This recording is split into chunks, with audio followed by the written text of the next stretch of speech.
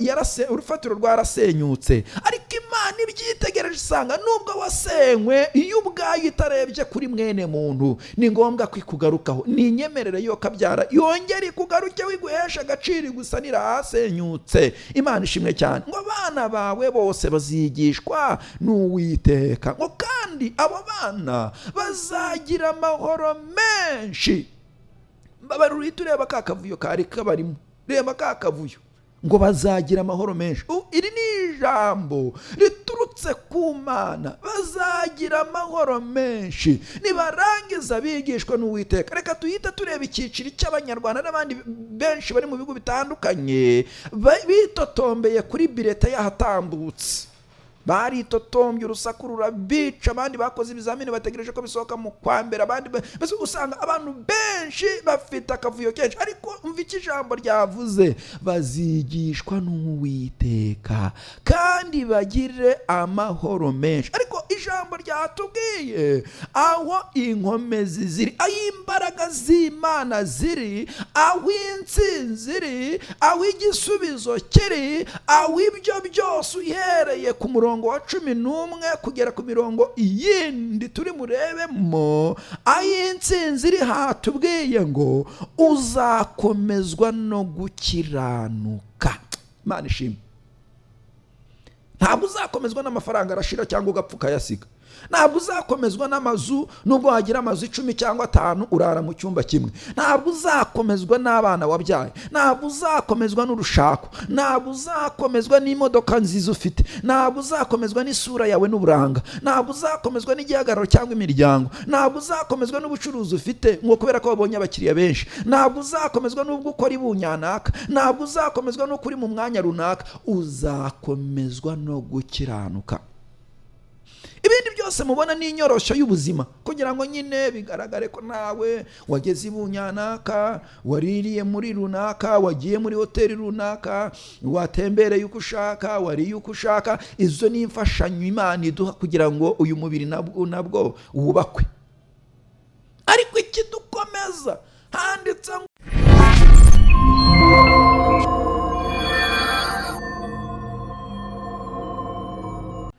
turabasuhuje mwese inshuti bakunze ijambo ry'Imana. Amahoro y'Imana nabane namwe aho muri hose. Tunejejwe n'Imana yongeye kuduha uyu mwanya kugira ngo tuwunezererwemo. Ni umwanya w'igiciro Imana ibiduhaye. Nkundire nawe ufungure umutima wawe, ubwire Uwiteka ngo ntumbiteho, ubwo ugenderera abandi nanjye ntusige. Turasuhuza mwese rero abari hirya no hino, abari mu gihugu hagati, abari hanze y'igihugu, mwese mwiyumve mwikaze mu ijambo ry'Imana. Bari mu mujyi wa Kigali, mu nkengero z'umujyi, amajyaruguru, amajyepfo, iburasirazuba n'iburengerazuba. Mwese ahantu muherereye nimwe yumvemo ikaze mu ijambo ry'Imana. Bari hanze y'igihugu mu bihugu byinshi bitandukanye, namwe umugisha w'Imana nubane namwe. Bari kwa muganga, urarwaye cyangwa urarwaje, uri mu rugo se, uri mu kazi se, uri mu modoka ugenda, uri muri gereza, ahantu hose waba uherereye niwiyumve mwikaze. Winginge Imana kugira ngo ize ibane nawe. Nkundire cyane rero, twinginge Imana tuyihendahende kuri uyu munsi kugira ngo ntiguhiteho, ubwo igenderera abandi nawe ntigusige. Birashoboka cyane ko ufite byinshi wifuza ko Imana ikora, ariko wareba iburyo n'ibumoso, imbere n'inyuma ukabona nta cyerekezo ufite. Ndagira ngo nkubwire ngo muri Yesu biremera, haracyariho ibyiringiro yuko naho igiti cyatemwa kijya cyongera kigashibuka. Imana ibaho umugisha cyane. Turaza kugufasha gusenga Imana, turaza kugufasha kwinginga Imana. Imana ibaho umugisha. Rero reka dutangire dusenga Imana kugira ngo nawe ahantu uri winginge Uwiteka kugira ngo aze abane nawe. Mwami Yesu, turagushimiye, tugushimiye kubw'urukundo n'imbabazi udahwema kutugirira. Tugushimiye ko dukunda uko iminsi ihaye indi. Tugushimiye ko tugejeje itariki tukiriho, ntabwo ari ubwenge n'imbaraga, ni ubuntu bwawe. Turasaba kugira ngo ukomeze ubane natwe, kandi umugisha w'Imana ukomeze uganze muri twe. Duheje ibitavuga Imana byose, Umwuka wera w'Imana aba ari uganza muri twe, mu izina rya Kristo Yesu, amen. Imana nibaha umugisha kandi Imana ibagire neza. Ijambo Imana impaye kugira ngo tuganireho ni uko hari ibintu Imana ije gusobanura imbere yawe. Hari ibintu rero wari urambiwe Imana ije gusobanura ku buzima bwawe. Hari igihe umuntu iteka ryose atura mu buzima busobanye, ugasanga iburyo ntuhafite, ibumoso ntuhafite, imbere ntaho ufite n'inyuma ntaho ufite. Ugahera hagati mu rungabangabo, wareba ahantu hose ugasanga nta cyerekezo na kimwe ufite. Ariko ijambo Imana impaye nirije kukubwira ngo hari ibintu Imana ije gusobanura mu buzima bwawe, mu buzima bw'umwuka no mu buzima bw'umubiri. Hari urufatiro tugiye kureba Imana iduhaye kugira ngo abe rwo rudukomeza, nawe rugukomeze mu cyiciro ubarizwamo, kandi Imana irusheho kugushyigikira mu izina rya Yesu. Na Yobu yigeze agera ahantu kandi yarabanye n'Imana, utaza kugira ngo wenda ni ibyakugwiririye. Yobu yabanye n'Imana ariko aza kugera ku munsi mubi, avuga ijambo rikomeye. Aravuga ngo iyo ngiye ibumoso simbona Imana, niyo ngiye iburyo sinyibona, n'imbere sinyibona, n'inyuma sinyibona. Ariko avuga ijambo rikomeye, aravuga ariko ndabizi ko iriho, uzi ko umucunguzi wanjye ariho, naho uruhu rwanjye rwabora, umucunguzi wanjye ntiyahagarara mu isi, amaso yanjye ntiyazamubona, ntabwo ari ay'undi. Agira guhamya gukomeye nubwo yari yayibuze. Rero ndagira ngo ubwire ngo nawe nubwo icecetse irumva, nubwo ituje irumva. Si uko itumvise ibyo wasabye, yarabyumvise, ahubwo wo mu gukiranuka kwawe uhagaze. Rero tugiye gufatikanya dusenge, twinginge Imana tuyiterete, twumve icyo ishaka kutubwira mu ijambo ryayo, kandi nawe ugubwe neza muri ryo. Bigiye guhinduka rero ibintu Imana igiye guhindura. Wari uri mu buzima bw'umwuka ugasanga umeze nk'uwapfuye uhagaze. Ni ijambo nasomye mu gitabo cy'ibyahishuwe ngo nubwo ugaragara ko uriho ariko uri intumbi. Abo ni abantu bapfuye mu buryo bw'umwuka. Hakagaragara n'abandi bantu bikwije ariko ugasanga uko bikwije Imana ntibabona. Rero mwese mbifurije kugubwa neza mu ijambo ry'Imana. Imana ibaha umugisha. Reka dusome rero ijambo ry'Imana, nongere ninginge bene data bari guhamagara, mwohereze ubutumwa bugufi, ntabwo ari uguhamagara. Mujye mugira, burya iyo turi hano turi kubabwira ijambo ry'Imana, tuba tubaye abambasaderi b'Imana mu ijambo ryayo. Rero ijambo ambasaderi abakubwiye ntabwo rituruka muri we, riba riturutse ku yamutumye. Ndakwifuriza rero kugira ngo uhereze ubutumwa bugufi cyangwa uze kumpamagara nsohotse muri studio, kugira ngo ibintu bigende neza. Imana ibaha umugisha. Kurumva muri guhamagara muri benshi, kandi ari ukohereza ubutumwa bugufi bw'ibyifuzo byose wumva ushaka watura imbere y'Imana. Nasomye ijambo ry'Imana ngo nuko ab'itorero bagira umwete wo gusengera Petero. Nawe rero twaza kugufatikanya tugasenga, kandi Imana hari icyo yakora mu izina rya Yesu. Dusome ijambo ry'Imana mu buhanuzi bwa Yesaya, twumve icyo Imana ivugana natwe. Igitabo cy'umuhanuzi Yesaya, ibice ni 54 umurongo wa 11. Twumve icyo Imana ivugana natwe. Imana ibaha umugisha. Haranditse ngo igitabo cy'umuhanuzi Yesaya ibice 54, turahera ku murongo wa 11. Twumve icyo Imana ivugana natwe mu ijambo ryayo. Haranditse ngo, dusome mu izina rya Yesu. Yewe urengana ugahungabanywa n'inkubi y'umuyaga, ntuhumurizwe. Amabuye yawe nzayateraho amabara meza, imfatiro zawe nzazishingisha safiro. Iminara yawe nzayubakisha amabuye abengerana, kandi urugabano rwawe nzarushingisha amabuye anezeza. Abana bawe bose bazigishwa n'Uwiteka, kandi bazagira amahoro menshi. Uzakomezwa no gukiranuka, agahato kazakuba kure kuko utazatinya. Uzaba kure y'ibiteye ubwoba kuko bitazakwegera. Ahari bazaterana, ariko si njye uzaba ubateranije. Uzagukoraniraho wese azagwa ari wowe azize. Dore ni njye urema umucuzi uvugutira umuriro w'amakara, agakuramo icyuma akoresha umurimo we, kandi umurimbuzi namuremeye kurimbura. Ariko nta ntwaro bacuriye kukurwanya izagira ikigutwara, kandi ururimi rwose ruzahagurukira kukuburanya uzarutsinda. Ibyo ni byo murage w'abagaragu b'Uwiteka, kandi uko niko gukiranuka kwabo guturuka hondi, niko Uwiteka avuga. Amen. N'iri jambo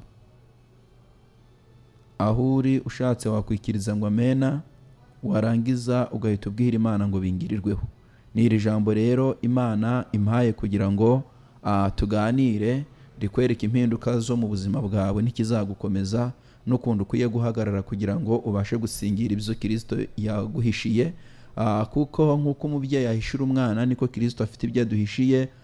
Nasomye ijambo rirantangaza ngo no mu ijuru tuzabonayo iby'amaso atigeze abona, iby'amatwi atigeze yumva. Bivuge ngo Yesu ni umubyeyi udufitiye uruhisho kandi rufite imbaraga. Araduhishiye rero mu minsi ya vuba cyangwa se ya kera, azaduhishurira uruhisho yaduhishiye. Nkwifurije nawe kuzagaragara mu maso ya Yesu, nawe ukazahabwa icyo yaguhishiye. Imana ishimwe.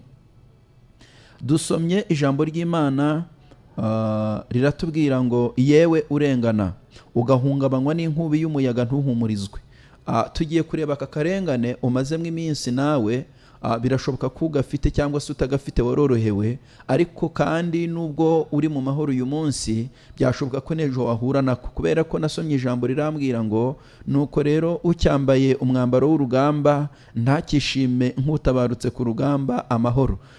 Mu isi rero duhura na byinshi tugenda tubyigana nabyo kandi bifite imbaraga, ariko iyo turi kumwe na Yesu duhorana intsinzi iteka. Imana ishimwe cyane. Iyo turi kumwe na Yesu duhorana intsinzi iteka ryose. Niko umuririmbyi yaririmbye aravuga ngo nituba hamwe nawe tuzahora tunesha. Imana ishimwe cyane. Rero iyo uri kumwe na mwene wanyu ntiwanesha, iyo uri kumwe na runaka ntiwanesha, ariko iyo uri kumwe na Yesu uhorana intsinzi iteka ryose. Imana ishimwe cyane. Intsinzi y'Imana ibana nawe kubera ko Yesu niwe mugaba, niwe uyoboye. Kandi uyu mugaba ntaneshwa, ahorana intsinzi iteka ryose. Rero nkwifurije kubana n'umugaba ibihe byose. Imana ishimwe. Rero iyi nkubi y'umuyaga ni iyihe? Ni bya bindi iteka ryose wisangamo, ugasanga uri ku rugamba utagizemo uruhare, nta ruhare wabigizemo, ugasanga iteka ryose urugamba rumwe rurarangira rujya mu rundi, rurarangira rujya mu rundi, ukibaza ni ryari ngewe nzabona agahenge, ni ryari nzumva nduhutse, ni ryari nzumva ko nanjye ntuje muri ngewe, ni ryari nanjye nzaryama ngasinzira, ni ryari nanjye nzumva ko ikibazo kirangiye byibuza mbanze numve nanjye ntuje. Ahubwo iteka ryose uhora uhungabanywa n'inkubi y'umuyaga iguhoraho. Inkubi y'umuyaga iguhoraho, kandi iyo wahuye n'inkubi y'umuyaga akenshi ibimeze nk'amakuba gukuburaho inshuti. Nta nshuti n'imwe musigarana, kubera ko ijambo ryatubwiye ngo ntuhumurizwe, ukabura umuntu uguhumuriza. Iyo uri mu makuba abantu ubona baguhumuriza ni za nkoramutima, ni ba bandi bo mu mutima imbere. Mbibutse ko mu nshuti harimo ibyiciro bitandukanye. Hari inshuti rusange, hakaba n'inshuti zimwe nyine zisanzwe, hakaba n'inshuti zaho nyine zishinzwe ibikorwa runaka, ariko hakaba n'inkoramutima za zindi mu bantu haze, mukanabana ushonje, mukabana uri mu byago, mukabana uri mu byishimo, mukabana ibihe byose. Niho Salomo yanditse mu gitabo cy'Imigani 17:17 aravuga ngo inshuti zikundana ibihe byose, kandi umuvandimwe avukira gukura undi mu makuba. Izo ni za nshuti z'inkoramutima. Mbibutse ko na Yesu yari azifite, utazajya uzibarira muri rusange ukazaseba kuri finali. Na Yesu yari azifite. Tureba ko yatangiranye n'abantu 70, abona bose ni inshuti ze nyine, n'abantu nabigishwa bumva ubutumwa bwiza, arabizera, arabata abantu rero tugombe tugumane. Ariko hashize igihe arabata abantu rero ntabwo ariko bikwiye kugenda, ahubwo ngomba kugira n'intumwa, umuntu ushobora kungenderaho ntari. Bivuge ngo niba utari mu rugo umwana wawe akarwara, uwo muntu akakugirayo. Niba uyu munsi none uhuye n'ikigeragezo runaka, uwo muntu ukamwitabaza akakuba bugufi, abo nabo bari nibo bagereranywa na ziya ntumwa. Nawe wari ukwiye kugira abandi bantu, ku buryo uyu munsi, kuko uramutse ubuze umunyu wawe ntabwo ari buri wese wasaba umunyu, ahubwo uhita ureba muri ba bandi ukavuga ati umunyu wanshiranye, ushatse wantabara. Ni wa muntu uzabwira ko umunyu washize ntakubwirize, ntakuhindura ikibwiriza. Ni wa muntu uzabwira ko washobewe akakugira neza ariko ntagucyurire. Ni wa muntu utazigamba ibyiza yagukoreye. Ni wa muntu nyine watoranijwe w'inshuti yawe. Noneho hakaba inshuti ya gatatu ni inshuti mubana mu byago no mu byishimo, mu miruho no mu mibabaro, mu bintu byose bikuguyeho, uwo muntu uramwitabaza. muba muri kumwe iteka ryose, ntabwo agusiga ku rugamba, ahubwo ababazwa n'ikintu kikuru. niyo udahari ahangayikishwa no kutakubona, kumva arahangayitse, arati runaka ubu yabaye iki. uwo muntu ni inkoramutima. Yesu rero nawe yari afite izi nkoramutima. Bibiliya yitubwira ko ari Petero, Yakobo na Yohana, ni babandi Yesu yise abana b'inkuba. Bariya ni babandi Yesu avuga ati muze tugende gatoya tube turetse aba. Bakagenda akabati rero igihe cyanjye cyageze, mube mugumye hano mbanze ngende ntabaze data mubwire uko bimeze. Ariko ni abantu mubana babugufi cyane. Umwana wawe ararwara ukamwitabaza, umwana wawe wahura n'ibirori, wa muntu aba hari iteka ryose, muba muri kumwe kuko n'uw'imbere mu mutima. Rero aba bantu ni wa muntu mubana iteka ryose. Niko ijambo ry'Imana ryatubwiye ngo ntuhumurizwe. Ndagira ngo ubwire ngo iri humure iyo wahungabanyijwe n'inkubi y'umuyaga, iri humure nta handi rituruka ku Mana, ariko kandi rikaza muri ba bandi b'inkoramutima bamwe b'imbere. Rero hari igihe utabafite. Iyo utabafite rero nta humure ugira, ahubwo uhora muri uwo muyaga. Umuyaga uragucanga. Uzarebe iyo ufite agahinda ukabona umuntu ushobora gutakira, ukamubwira ibikuri ku mutima cyangwa bikubabaje, iteka ryose wumva uruhutseho. Ariko iyo udafite wa muntu ushobora kuruhukiraho ngo akumva gutega amatwi aguha umwanya we, iteka ryose upfa kabiri. Upfa ku muntu w'inyuma ugapfa no ku muntu w'imbere. Ariko Kristo niwe humure, ni nawe utumenyera abo bakwiriye. Ubwo ari igihe wishyiramo umuntu ukibwira yuko ari we wakubera uw'umumaro, ejo ugasanga abaye ikibazo. Niko Pawulo yandikiye Filemoni, aramubwira ngo ngubonemo umumaro mwene data, ungirire umumaro muri Kristo Yesu. Wari ukwiye kuba ufite umuntu ukuruhurira umutima, cyangwa se w'umumaro wagutabarira mu makuba yawe akakubera ihumure. Imana ishimwe cyane. Ijambo ryatubwiye ngo amabuye yawe nzayateraho amabara meza. Imana ishimwe cyane. Aya mabuye ni iki? Aya mabuye Imana izateraho amabara meza ni rya terambere ryawe ryangijwe, ni amazina yawe yangijwe, ni bwa buzima bwawe Satani yangije, abusiga umwuka w'ivu, ntiwongera kugira agaciro. Iteka ryose iyo wirebye mu bantu usanga umeze nk'aba batasi 10 bo bazanye inkuru ivuga ngo mva twabarebye tubona tumeze nk'inzige muri bo rwose.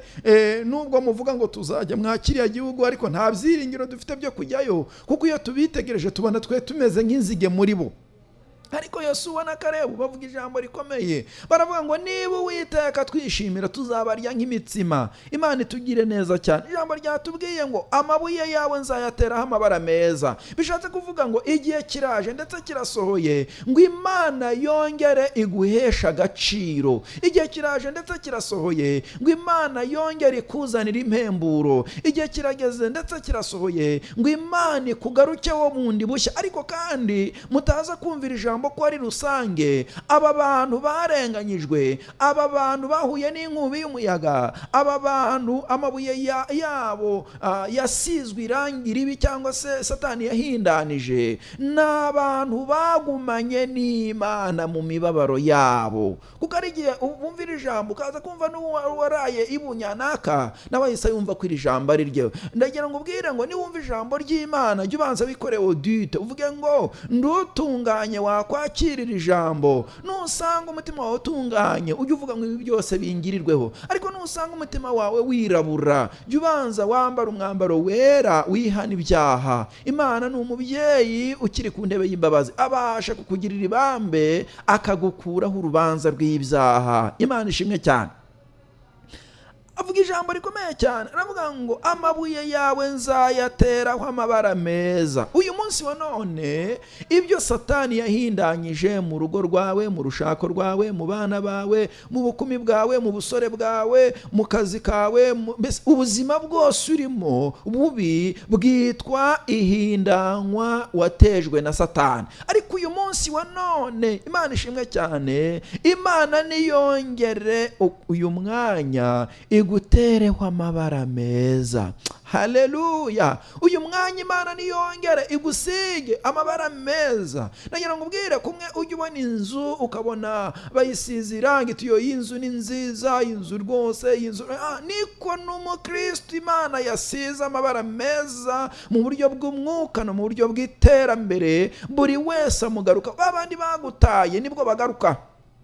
Ndagira ngo ubwire ngo amabuye yawe yarasizwe, Satani yarayahindanyije, abantu baraguhunga, niko nakubwiye. Ariko iyo Imana isize amabara meza, na wa wundi waguhaye akato, wa wundi wagutarangaga, wa wundi wakuvugaga, wa wundi wabonaga ko iwanyu nta kiza kizavayo, wa wundi wabonaga ko uhora mu ishusho ngiyo wenda gupfa, wa wundi wabonaga, buri wese atangira kubwira ati muraho tiyeze shimwe tumeze mute.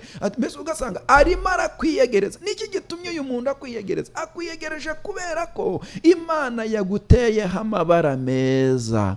Haleluya. Ariko mu gihe y'amabara wari utarayaterwaho, uba ukiri ikibazo mu bantu, iteka ryose uba ukiri ikibazo mu bantu. Agira ngo ubwire inshuti yanjye, ukorera Imana cyangwa se ubuzima bwose wabamo, ariko Imana igira icyiciro ikuvanamo, igira ikikugezamo, kugira ngo iteka ryose nibajya mu buryo bw'umubiri basange byibuze utari nyagupfa, nibajya mu buryo bw'umwuka nabwo basanga utari nyagupfa, ahubwo basanga iteka ryose hari ikimenyetso cy'ibyiza gituruka ku Mana cyakujeho. Imana ishimwe cyane.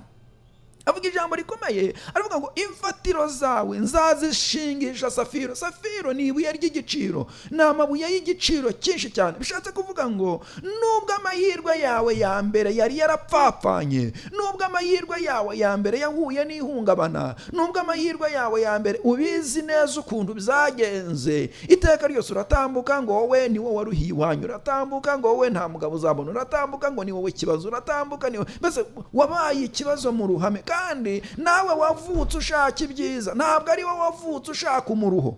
Reka ngubwire, ntabwo ari weho wavutse ushaka umuruho kukubaho nshuti yanjye, ahubwo nawe wavutse wumva nawe wagirirwa neza nka runaka mwabyirukanye, ariko ntibizagukundiye. Ahubwo iteka ryose wabaye ikibazo mu bantu bakagira ngo ni wowe wabyikururiye. Ndagira ngo ubwire ngo nta muntu n'umwe wikururira umuruho. Uzanabicunga urebe uko iperereza rimeze gutya, uzasanga umuntu wese mu mafuti ye agerageza kwirwanaho kugira ngo atambara isura mbi. Burya nawe ni nako wavutse, nawe wavutse wumva iteka ryose wakagize ubuzima bwiza, ariko wisanze mu buzima butari bwiza, wisanze iburyo ushatse urugo biranze, ubyaye umwana udateganyijwe ugasanga nabyo ni ibibazo, ugiye gucuruza urahombye uratashye, ugiye ibunyanaka, uvutse muri ambutiyaje y'imiryango, uvutse utazi mama wawe, uhuye n'ubuzima aho kugira ngo uburye uhuye n'indwara zibikubuza, mbese ugasanga iteka ryose uva mu mibabaro ujya mu yindi. Ariko nawe ntabwo ariko wayihisemo.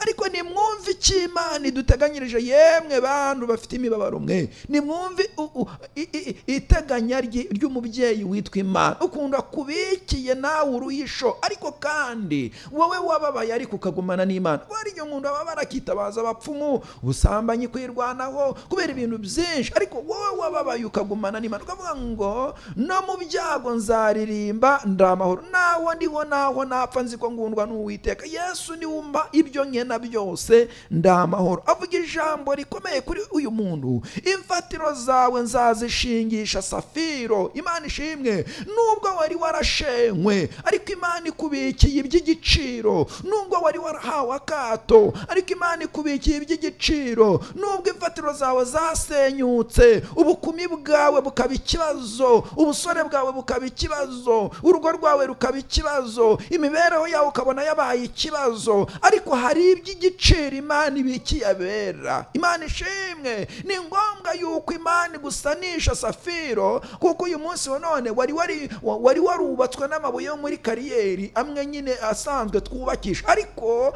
Imana ibizitegereje isanga ariya yasenyutse siyo yagusanisha, ahubwo igomba kuzana ibiruta cyane ibyari bikugiza hasenyutse, ikazana ibiruta cyane bifite agaciro, kugira ngo buri muntu wese avuge ngo nyamara wa muntu yabanaga n'Imana. Ndagira ngo ubwire ngo ntugasuzugure umuntu ugihumeka, kuko ku umusozi utuyeho nta muntu n'umwe uzi icyo uzaba cyo nshuti yanjye, nta n'umwe ubizi, n'ibyo ubizi mu marenga y'ubuhanuzi Imana ikubwira. Ariko ndagira ngo ngubwire uyu munsi wa none, ni wongere ugirira Imana icyizere, ikubikiye safiri zagusanisha. Mama wawe wakubyaye akabona ko nawe uri umwana, so wakubyaye akabona ko nawe uri umwana, mu bupfubya bagutaye bakabona ko nawe kwa runaka haturuka umwana w'umumaro, kugira ngo nawe Imana igusubize ijambo. Imana ishimwe cyane. Avuga ijambo rikomeye ngo iminara yawe nzayubakisha amabuye abengerana. Iyi minara ni iki? Ubuhamya bwawe. Ubuhamya bwawe Imana izongera ibwubake, nimara kubwubaka ibwubakishe amabuye abengerana. Uzarebe nibyo nababwiye, ukabona nk'inzu ibunyanaka irangwa n'amatara ayigize, ikarangwa n'amarangi asizwe se cyangwa kumubona bimeze nk'amakaro, kuriyo mbese babayikoreye design, buri muntu wese yayinyuzeho habona yubakitse, kandi ushobora gusa kuriya ariko imbere yarasenyutse, ariko kubera ko yasizwe ikitabwaho iteka ryose ubona ifite umumaro. Noneho nawe uyu munsi wa none ubuhamya bwawe, hari abakugizeho ijambo, abaguhagurukira ukagira ngo ni wowe ufite inyama iryoshye mu bantu bazi gucuranga, bazi guhekenya. Reka ngubwire ngo si wowe tuzi, uhanga amaso Uwiteka. Muri ibyo yaravuze ngo tunganira Imana ubudasiba, nta soni uzagira nubona Yesu. Ikibazo si uko bagutaranga, kuvugwa cyane siko guta agaciro. Kandi reka ngubwire ngo nta jambo na rimwe wabwirwa ngo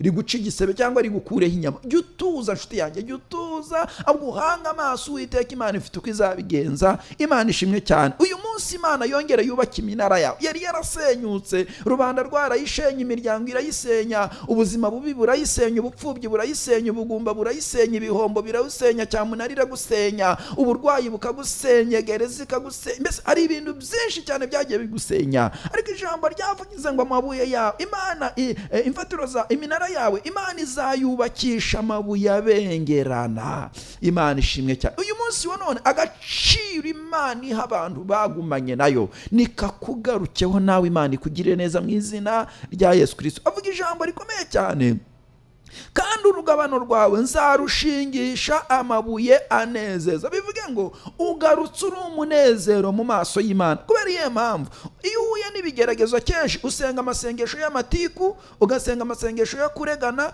ugasenga amasengesho y'amaganya, ugasenga amasengesho ateka, akenshi ayo masengesho abavanzemo n'amajwi ya Satani, kandi ayo akenshi ntagera imbere y'Imana. Ariko iyo Imana imaze kukubakira umutima, Imana irongera urugabano rwawe ikarushingisha amabuye y'inezeza, nawe ukongera ukanezeza Imana, ukongera ukaba umunezero mu maso y'Imana. Uyu munsi wa none ibintu byari bigutsikamiye, Imana nibikure. Kuva mu kwa mbere utsikamiwe, mu kwa kabiri, mu kwa gatatu, reka ne kuvuga iby'imyaka itambutse, tuvuga uyu mwaka nibyo ukiri kwibuka. None ugeze mu kwa 12 ugitsikamiwe. Uyu mwanya urugabano rwawe Imana ishimwe cyane, urugabano rwawe Imana irushingisha amabuye ayinezeza, mbese wongera ugira agaciro mu maso y'Imana. Ndagira ngo ubwire ngo iyo ugize agaciro mu maso y'Imana no mu maso y'abantu urakagira, ariko burya ntuzaharanire kugira agaciro mu maso y'abantu ngo mu maso y'Imana uhabure. Mu maso y'abantu baraharara, araguharara mu gitondo, akaguharara byagera nimugoroba akaguhaga, ariko Imana ndiduhaga. Uzanayirebe, reba imyaka umaze uyiha ibyifuzo, ntiyigeze igucyurira. Ariko wundi wakwishyuriye minerivare y'agahe gato, iteka ryose aravuga ati iyo ntamwigisha se yari kwigishwa nande. Mbese ugasanga abantu bo bafite injuru, ariko Imana Data wa twese irihagije, irihariye, ni umubyeyi w'ubupfura, niyo bupfura. Niyo mpamvu mbingingira cyane, nimugumane n'Imana, muyitunganire ubudasiba. Saha gusa hari n'ahandi twerekeza, kandi tuzagubwa neza ndabizi. Nanjye uri kukubwira gutya, mfite ubuhamya burenze bumwe bw'ineza y'Imana. Sinarinzi yuko nakubwira ibyo ngibyo, ko nanjye ahari ahandi hantu. Ariko ndagira ngo ubwire ngo iyo ugumanye n'Imana muri irya mibabaro, hari ahantu Imana igusanira, rubanda rukabona ko nawe ufite agaciro. Imana ishimwe cyane. Noneho Imana ibyitegereje isanga nawe utarabona urubyaro Imana igiye kuruguha, ariko isanga mwabonye urubyaro, ariko kandi ugasanga umuntu utarabyara ari kwibaza Mana, ubwo kuko nzabona unyita mama, nzabona unyita papa, noneho akaboneka n'uwabyaye uvuga ngo ariko Mana, aba bana wabampereye iki? Nabuze ibyo kurya, nabuze minerivare, nabuze ibiki, ni wowe wabampaye, kuki wabampaye Mana? None dore iyo bagiye no ku ishuri nkabona ako kaminerivare, reba birote bazana, reba Mana kuki ugasanga abantu uri kuba tukagura abana mwe mukagira gutya murakaba gutya kuki mugenze gutya. Reka ngubwire inshuti yanjye, wayobye inzira. Ibyo byose uhuragura ni ubuyobe, ahubwo umva iki ijambo ry'Imana ryatubwiye. Imana ishimwe ko iturebera kure, nawe uhita wirebera muri iri jambo. Ryavuze ngo abana bawe bose bazigishwa n'Uwiteka. Haleluya. Imana ishimwe cyane. Nagira ngo ubwire ngo Imana niyirera. Ushobora kuvuka kwa pastor, kwa bishop, kwa apotre na runaka, ariko ukabikirara neza. Mugenda mubona abantu benshi batandukanye bavuka mu mavuta, ariko amavuta ntabafate. Kubera iyihe mpamvu? Abana bawe iyo bigishijwe n'Uwiteka bagira uburere. Icya kabiri, bakubaha Imana. Icya gatatu, bagira umwete wo kubana n'abantu bose amahoro. Kane, bagira umwete wo kwezwa. Gatanu, baba buzuye urukundo muri bo, kuko bigishijwe n'Uwiteka. Aravuga ngo abana bawe bose bazigishwa n'Uwiteka kandi bazagira amahoro menshi. Imana ishimwe. Nyuma y'uko Imana igusannye, nyuma y'uko Imana ikubatse bundi bushya, nyuma y'uko Imana iguhesheje agaciro, nyuma y'uko Imana ikugarutseho, ba bana bawe bari ikibazo hirya no hino. Ba bana bawe bakubazaga ngo wababyaye utenga, ariko ni wowe urubyara, ngo mbese ugasanga wabaye ikinyamakuru. Reka ngubwire inshuti yanjye, wajya kureba urambika umusayi ukibaza, ndaryamana n'umwana wanjye, ndarambika umusayi, none ugasanga uri kwisabira usabira n'umwana. Kubera iki?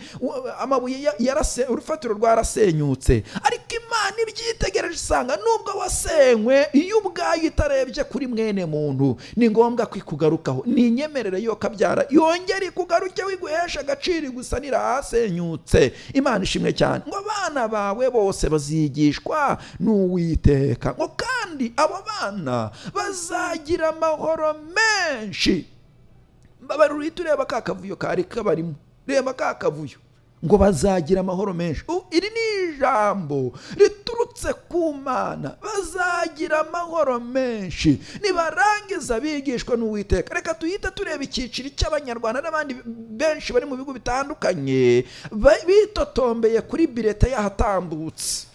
Baritotombye, urusaku rurabica, abandi bakoze ibizamini bategereje ko bisohoka mu kwa mbere, abandi bese usanga abantu benshi bafite akavuyo kenshi. Ariko umva iki ijambo ryavuze, bazigishwa n'Uwiteka kandi bagire amahoro menshi. Ariko ijambo ryatubwiye aho inkomezi ziri, aho imbaraga z'Imana ziri, aho intsinzi iri, aho igisubizo kiri, aho ibyo byose uhereye ku murongo wa 11 kugera ku mirongo yindi turi murebemo, aho intsinzi iri hatubwiye ngo uzakomezwa no gukiranuka.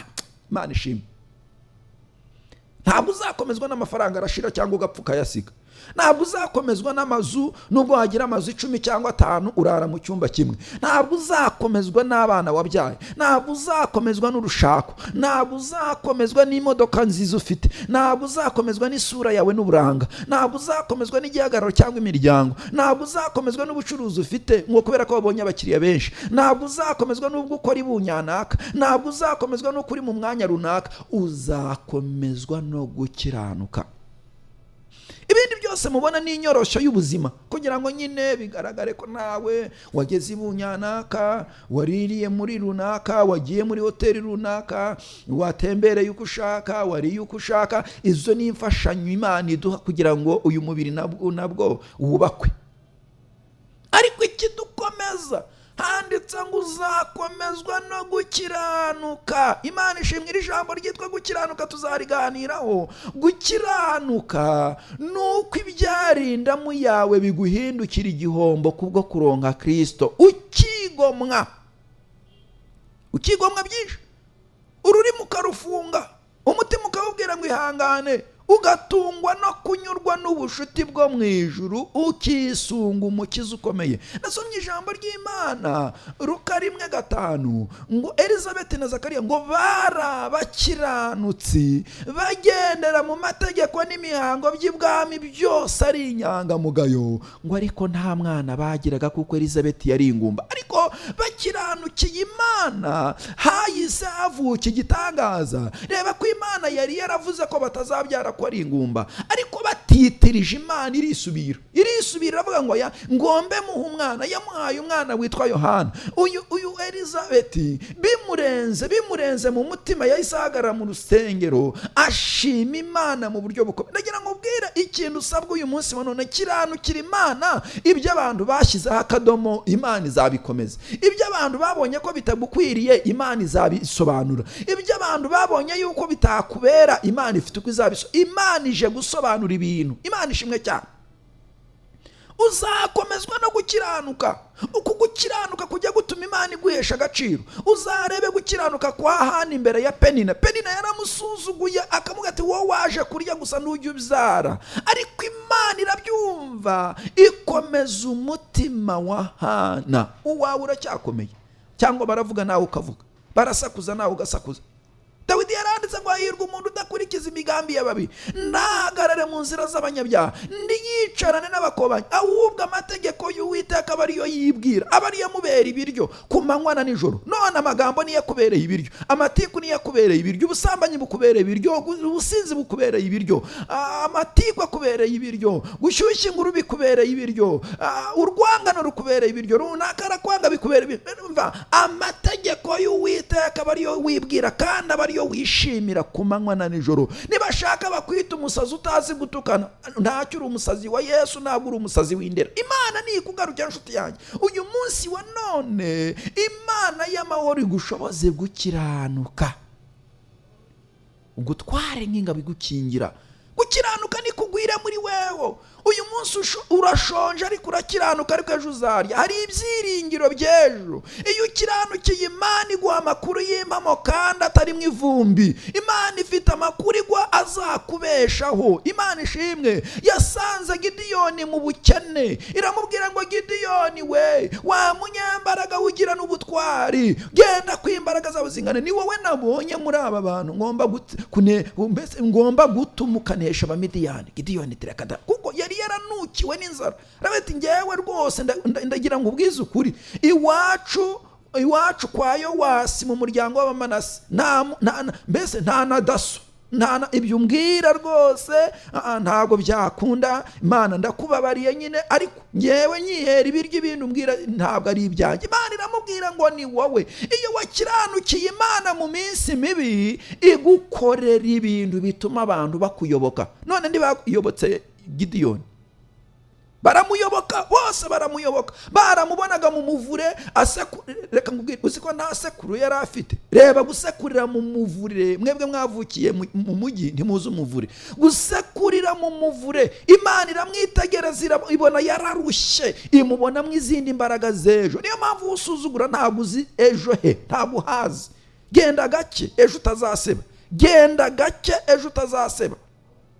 Imana ibona ko Gideyoni ari uw'umumaro, imubonamo umumaro w'ejo. Imana ishimwe. Imaze kumuha intebe, ba bandi batigeze bamureba ameze nabi baramuyoboka. Ndagira ngo ubwire ngo nawe rega birakunda, nawe bigiye gukunda, nawe bazakuyoboka, nubwo uyu munsi uri mu ishusho nk'iyi wenda gupfa, ariko ntabwo uzapfa, uzarama, bazakuyoboka. Icyo usabwa ni kimwe, komezwa no gukiranuka. Agahato k'abadayimoni kagiye kukuba kure, kari kakumereye nabi, usibye ko ufata gikotora ukisiga abantu bakagira ngo uri bose, ariko agahato ka Satani kakumereye nabi, ariko icyaka gukuraho uzakomezwa no gukiranuka. Imana ishimwe. Iri jambo ryitwa gukiranuka ni mu nkundire muribike mu mitima yanyu nshuti zanyu. Ucuruze ukiranuka, ukora akazi ko mu rugo ukiranuka, ukorere leta ukiranuka, wikorere ukiranuka, ahantu mu bushomeri bwawe kiranuka, mu burwayi kiranuka, aho ufungiwe kiranuka, ahantu hose kiranukira Imana. Niyo ifite uko izakugenzereza ejo. Imana ishimwe. Uzasome Bibiliya uhere mu itangiriro ugeze mu byahishuwe, kuva Hana atwita nta magambo ya Penina yongeye kumvikana. Arige rero Imana ikugaruka igahita icecekesha burundu bigaceceka. Ntabwo yongeye kuvuga, no muri Bibiliya ntaho uzasanga abana be, ntaho banditse. Rero reka ngubwire ngo iyi Imana ikuyeho umwanda ibiwukuyeho, irahanagurika amaraho. Icyo usabwa ni kimwe, kiranukira Imana, utunganira Imana ubudasiba. Imana ishimwe cyane. Tubwire ijambo rikomeye cyane ngo ahari bazaterana. Nukomezwa no gukiranuka ukagumana n'Imana, ahari abantu bazaterana, ariko si Imana izabibateranije. Ngo kuko umuntu uzagukoraniraho azagwa ari wowe azize. Wagize ngo se ungana iki? Upima ibiro bingahe? Ahubwo se bakuzunguza iminota ingahe? Mva naka kanya rwose, naka kanya. Ariko iyo ukiranukiye Imana ubu uri umuntu ufite ibiro byinshi, ubu urinzwe n'isumba byose. Uzareba amagambo Elisa yavuze, yaravuze ngo uyu mukozi wanjye ajya nyibeshyaho, Uwiteka mukore ku maso ndebe amenye uwo ndi we. Ngo Imana imukoze ku maso ngo abona amagare y'umuriro n'amafarashi y'umuriro bigose shebuja. Nagira ngo ubwire ngo iyo ukiranukira Imana ububitse ubutunzi, uba ufite ubutunzi bw'Imana muri weho. Ibiterana, ibihaguruka, ibikugenza ntacyo byagutwara, kuko uba ufite ukurwanirira wowe utabona n'abantu batabona. Imana ishimwe cyane. Iri jambo ryitwa gukiranuka rero niho haje iri jambo rivuga ngo ahari abantu bazaterana bakurwanya, bakugenza, baguhagurukira, bagucunaguza, ariko si Imana izabibateranije. Uzagukoraniraho wese azagwa ari wowe azize. Uzarebe umugabo witwa Daniyeli 1:8 aravuga ngo agambirira mu mutima kutiyandurisha ibyo kurya byahe by'ibwami. Barangije baraterana, baravuga ati rero mureke dufatire ba Daniyeli icyemezo, bazajugunywe mu itanura ry'umuriro. Byagenze gute? Finale ntabwo bigeze bawugezemo gukiranuka kurabarinda. Uzarebe Daniyeli mu rwobo rw'intare, Dariyo yarahamagaye aravuga ngo mbe Daniyeli mugabo ukundwa, aho Imana ukorera yagukijije iminwa y'intare. Aravuga ati Nyagasani, Uwiteka yabonye ko nta rubanza ngufiteho, kandi nawe nta rubanza mufiteho. Yohereza marayika araza afunga iminwa y'intare. Haleluya! Gukiranuka gufunga iminwa y'intare, kandi ntukisobanure imbere y'ukugenza.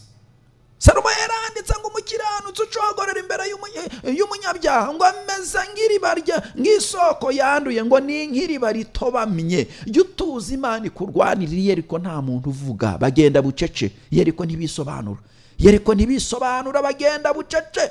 Imana ikugire neza cyane, kandi Uwiteka nakugarukeho. Uzareba Imana ibwiye Abisirayeli ngo muzagiye ariko muzenguruke bucece. Yosuwa yahasanze marayika aramubwira ngo wowe wa mugabo, waba uri uwo mu babisha bacu cyangwa uri uwo mu bacu? Aramubwira ati umva, njyewe sindi uwo mu banyu, sindi n'uwo mu babisha banyu, ahubwo nje nonaha kubera ingabo z'Uwiteka umugaba. Haleluya! Dufite umugabo iyo dukiranutse. Imana irwana n'ibiturwanya, ikagenza ibitugenza, igacogoza ibiduha gurukira, igasenya inama z'umubi, ibihuje inama byose Imana ibasha kubisenya. Nasomye ijambo rikomeye rirambwira ngo ijwi ry'Uwiteka niryo rishwaza ibirimi by'umuriro, kandi ngo yica imigambi y'incakura kugira ngo idasohoza imirimo yazo.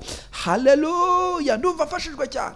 Gukiranuka gutuma Imana yica imigambi y'incakura kugira ngo zidasohoza imirimo yazo. Ndagira ngo ubwire ngo kiranukira Imana, incakura iraje ibigenze neza. Aranditse ngo yica imigambi y'incakura kugira ngo idasohoza imirimo yazo. Hari incakura ziraterana, ariko si Imana ibiziteranije. Uzagukoraniraho wese azagwa ari wowe azize kubwo gukiranukira Imana. Imana ishimwe cyane. Ako password umfashije wakabika. Gukiranuka kabiki. Mbibutse ko gukiranuka rimwe ni ukunyurwa, kabiri ni ugusenga ubudasiba, gatatu ni uguhorana amakenga no kwirinda, kane ijambo ryitwa gukiranuka ni ijambo rigusaba kwigomwa ukabwira mubiri iti wa mubiri upfa, ntushuke, umucunguzi wanjye ariho, ariho sinzikuraho kuba inyangamugayo, ugahamya. Iyo uri mu byo kudahamya, Satani agutwara ubugingo. Muhagarare mwemye rero, Imana itugire neza cyane. Twasomye ijambo rikomeye riratubwira ngo ariko nta ntwaro bacuriye kukurwanya izagira ikigutwara. Yewe inganda zikora ku manywa na nijoro, indimi zitegura ku manywa na nijoro, impapuro ku manywa na nijoro, ariko nta ntwaro bacuriye kurwanya umukiranutsi izagira ikimutwara. Imana ishimwe. Ngo kandi n'ururimi rwose ruzahagurukira kukuburanya uzarutsinda. Wagize ngo se ni wowe?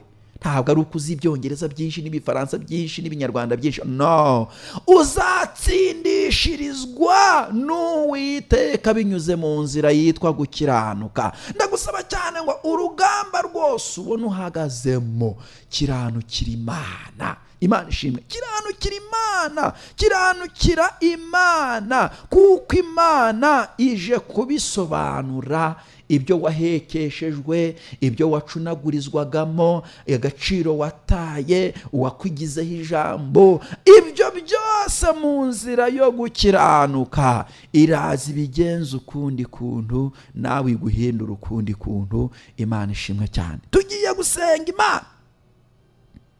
Ijambo ryatubwiye ngo ibyo ni umurage w'abagaragu b'Uwiteka. Ndagira ngo reka ngubwire nshuti yanjye, Yesu aduhishiye umurage. Uyu murage nuwe tukiri inaha, ntabwo azadukoza isoni. Niko yabwiye Petero, aravuga ngo mukiri inaha nzaba ubukire n'icyubahiro icyo mukoze ngo inshuro 100, kandi mbabikiye n'ubugingo buhoraho. Petero avuga ijambo rikomeye, aravuga ngo Mwami, twakuvaho tukajya he? Ko ari wowe ufite amagambo meza y'ubugingo. Abikuye kuki? Amenye icyo Yesu atekereza ku buzima bwa buri munsi. Ndagira ngo nkubwire ngo tunga gukiranuka bizakugeza mu bwami bw'Imana. Tugiye gusenga Imana. Wowe utarakira Yesu Kristo Mwami n'umukiza w'ubugingo bwawe, iri jambo riragushaka kugira ngo bike gukiranuka, Imana ikurwanirire. Subira amagambo uti Mwami Yesu, maze kumva ijambo ryawe nsinzwe n'urubanza, ndakwinginze ngo mbabarire ibyaha byanjye byose, kuri amazina yanjye mu gitabo cyo kurimbuka, yandike mu gitabo cy'ubugingo. Kwakiriye nk'Umwami n'umukiza w'ubugingo bwanjye, sinzongera gukora icyaha ukundi. Ndagushimiye kumbabariye kandi umpa imbaraga zimpesha kuzinuka ikibi n'igisa nacyo, mu izina rya Yesu, amen. Ibyo ntabwo bihagije. Wegere itorero ry'umwuka rikwegereye kugira ngo ujye mu nzu y'Imana. Hanze ni habi, hazaba imbwa n'abarozi n'abasambanyi n'abakunda kubeshya bakabikora, ariko mu nzu y'Imana niho hatonyanga imigisha, niho uzakura gukiranuka kuguhesha gutsinda umubi. Reka dusengere mwese mugize ibyifuzo bitandukanye. Zamura icyifuzo cyawe, dusenge Imana ikugarukeho, nawe gusige, yongere ikubake isa n'ahasenyutse hawe. Mu izina rya Yesu nsengeye buri wese urebe icyifuzo agejeje imbere yawe, umusubize. Ibitavuga Imana byose tubitesheje agaciro. Duhamagaye ubwami bw'Imana kugira ngo buganze, kandi uhereye none usobanura ibisobanuro imbere ya buri wese abone ikimenyetso cy'ibyiza. Tugushimiye ko utugiriye neza, kandi Mwami ukomeze ushyigikire buri umwe mu byifuzo bye kugira ngo amashimwe akomeze yiyongere mu izina rya Yesu, amen.